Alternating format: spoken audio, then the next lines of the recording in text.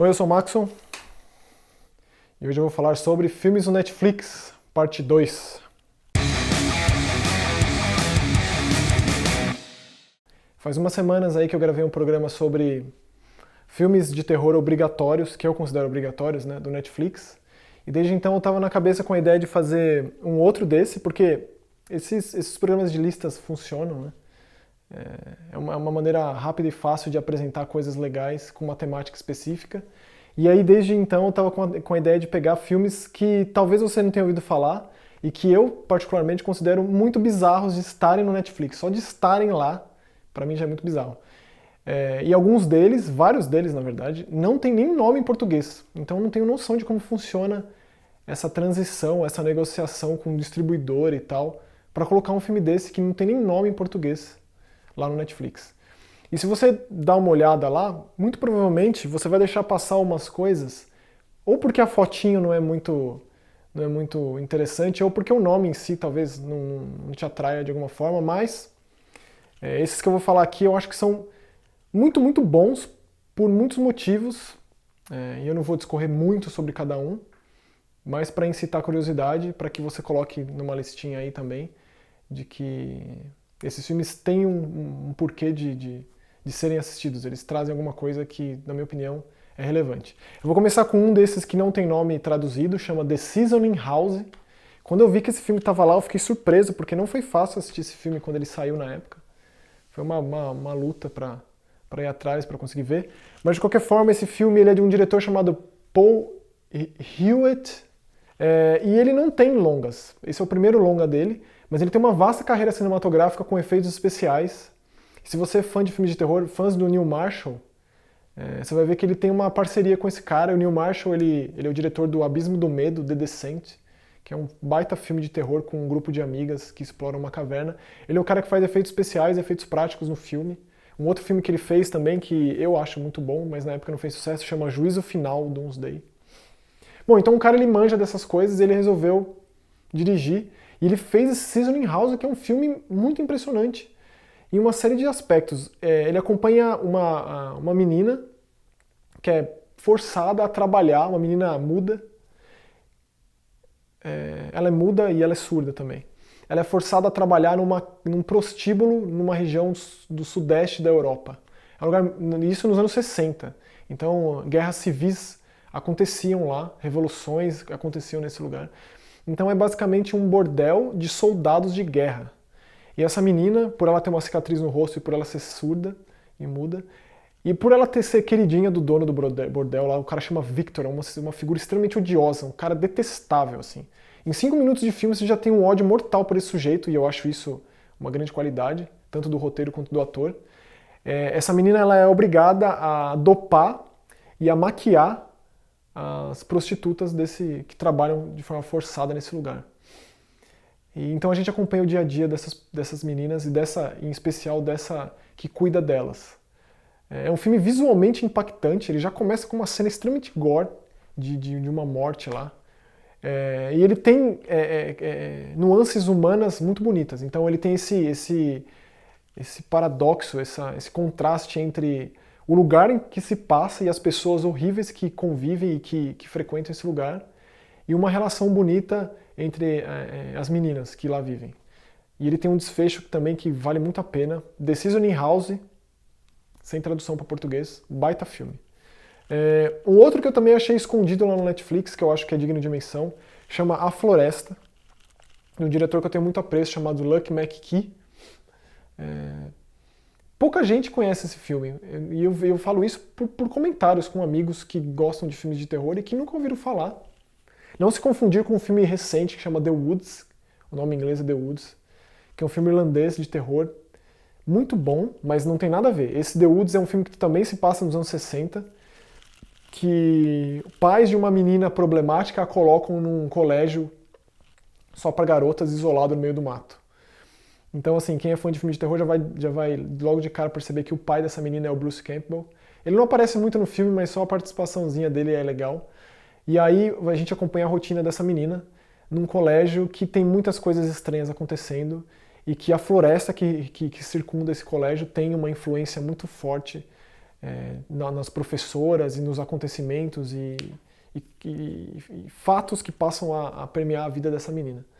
É um filme para quem gosta de bruxaria, diria, porque ele coloca situações excepcionais na vida de uma menina adolescente, que mesmo que se passe numa Nova Inglaterra dos anos 60, adolescentes sempre são adolescentes, então é altamente identificável. Então esse The Woods, A Floresta, também acho muito bom. Uma terceira indicação de um filme que também é muito obscuro, poucas pessoas ouviram falar, poucas pessoas comentam, e eu acho que é digno de menção também. Não tem nome em português, se chama Starry Eyes. Cara, é bem difícil descrever esse filme sem estragar as surpresas, mas ele acompanha uma mulher, é uma mulher que ela quer ser atriz, ela está realmente empenhada em ser atriz, e você descobre muito do submundo de Hollywood, com os testes que essa menina faz e o que ela se submete para ser famosa, para alcançar fama, para ter sucesso na vida e para seguir a carreira que ela almeja, que ela sonha. Esse filme me lembrou, em particular, um filme do David Lynch chamado Mulholland Drive, que é A Cidade dos Sonhos, porque não pela linguagem do David Lynch, que é muito específica e faz um montante difícil de você fazer conexões, então você, pelo menos eu, né? Eu assisto o filme do David Lynch analisando as partes, os personagens, os acontecimentos, e tentando fazer conexões, porque é muito difícil. Esse filme ele é mais linear e mais fácil de acompanhar, mas ele também explora esse submundo de Hollywood, esse submundo das audições de atores, dos testes de atores, e coloca aí o quesinho terror no meio, tanto por conta de alguns aspectos gore, quanto por conta de coisas que eu prefiro não falar, mas que certamente o incluem num gênero de terror. E é legal pensar que a atriz que protagoniza é um dos primeiros filmes dela, eu acho que é o primeiro. E ela é sem dúvida o grande foco do filme. Ela é incrível, essa atriz. O filme certamente não teria o mesmo peso não fosse pela atuação dela, a forma como ela reage, onde ela vive. É muito bom. Starry Eyes, um outro filme que eu acho que merece sua atenção. Agora os outros dois, isso aqui não é uma lista com ordem, nem cronológica e nem de preferência, nada. São só filmes que eu baixando na listinha lá. Eu fiquei surpreso de ver lá e eu resolvi colocar aqui. Então eu escolhi 2 mockumentaries. Na verdade é found footage, né? É material encontrado. O primeiro deles, eu já citei aqui como um dos grandes filmes de terror do ano passado, chama Creep. Basicamente 2 pessoas, 2 amigos, roteirista e protagonista e diretor. Um cara coloca um anúncio numa dessas Craigslists de internet, que é basicamente uma lista de anúncio de trabalho, procurando um cinegrafista, e aí ele vai para esse trabalho sem saber muito bem o que é, quem é a pessoa que o contratou, mas sabendo que ele ia gravar um cara durante o final de semana. Chegando lá, ele descobre que esse pai de família ele tem uma doença terminal e que o filho dele vai nascer e ele vai ter morrido já. Então ele quer fazer um vídeo para esse filho. É bem bonito a princípio, você se apega ao personagem, porque é muito nobre o intuito, a proposta, mas evidentemente que tudo começa a degringolar e muita coisa começa a acontecer e passa a ser um filme extremamente angustiante, desesperador, rapidamente, assim. Que é uma característica de found footage, né? Ainda mais num período pós-Atividade Paranormal, onde o ritmo pode comprometer um filme inteiro. Eu acho que esse filme ele sai muito bem nesse sentido. E ele tá lá, e chama Creep, não tem tradução para português. Outro filme que não foi fácil encontrar quando saiu e que tá no Netflix, cara. Então não deixa essa oportunidade de passar, assista esse filme, vai saber até quando ele vai ficar lá. Filmaço. E o primeiro daqui é um filme que eu considero o found footage mais impressionante, mais bem feito tecnicamente falando, que eu já vi. Ele chama Infectado, Afflicted, não tem nome em português esse, mas ele não passou no cinema aqui. Eu adoraria ter visto esse filme no cinema. Infelizmente ele parece que foi direto para o Netflix, que é o que acontece hoje em dia. Ele também acompanha, ele é feito escrito, dirigido e protagonizado por 2 amigos que também levam o nome dos personagens do filme. Eu acho isso bem legal.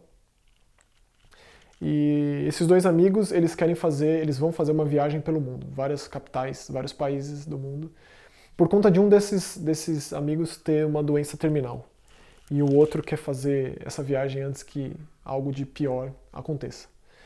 E eles têm uns aparatos, um deles manja muito de áudio e vídeo, e ele tem altos equipamentos de alta tecnologia, tanto de stead quanto de transmissão e tal. Então eles montam um blog e eles vão colocando material nesse blog de vídeo, de texto e tal, para os amigos dele, para a família e para os amigos. E aí numa cidade, se não me engano na França, numa festa na França, um deles conhece uma menina e depois que ele passa a noite com essa menina, ele começa a ter reações muito estranhas.